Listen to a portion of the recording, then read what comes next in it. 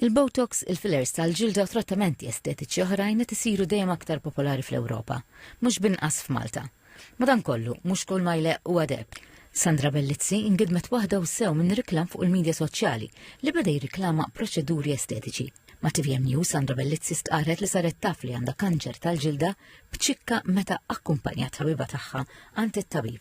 Kelli pigmentation, għalli nista' nagħmlu oħra laser, flok li kompletiċ kien dit tiskura u jisa titħaffer l-isfel.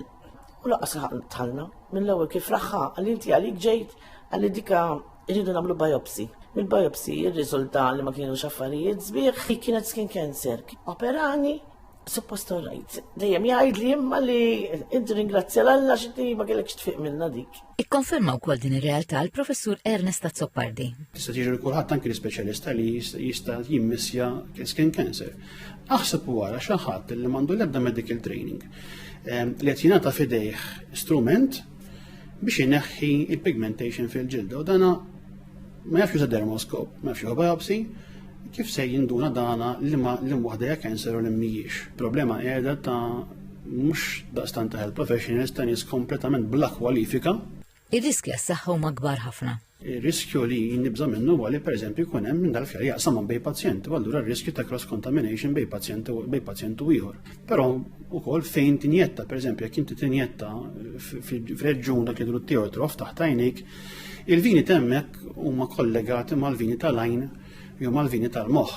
Allura tista' twassal biex qed jitlef il-vista, biex qed stroke.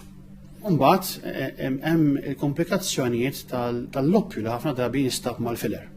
Twiġi injettat ġew arterja bil-filler b'kollox, il-filler jaqgħad id-demm ħafna qed trombożi u jista' wkoll joqtol il-ġilda. Jekk jiġi injettat ġovina l-istess dina trombożi tista' tispara fuq lejn il-pulmun u tagħti trombożi fil-pulmun. Dawn it-twissijiet saru wkoll mill-Assoċjazzjoni tat-Tobba Estetiċi f'Malta li fost oħrajn ħeġġet il-pubbliku biex jassigura l-proċeduri estetiċi jsiru minn persuni kwalifikati u rreġistrati mal-Kunsill Mediku ta' Malta jew mal-Kunsill tal-Infermiera. L-esperti jħeġġu li l-pubbliku jiċċekkja dejjem l-isem tal-professjonist fir-reġistru uffiċjali qabel jikkunsidra kwalinkwe trattament estetiku.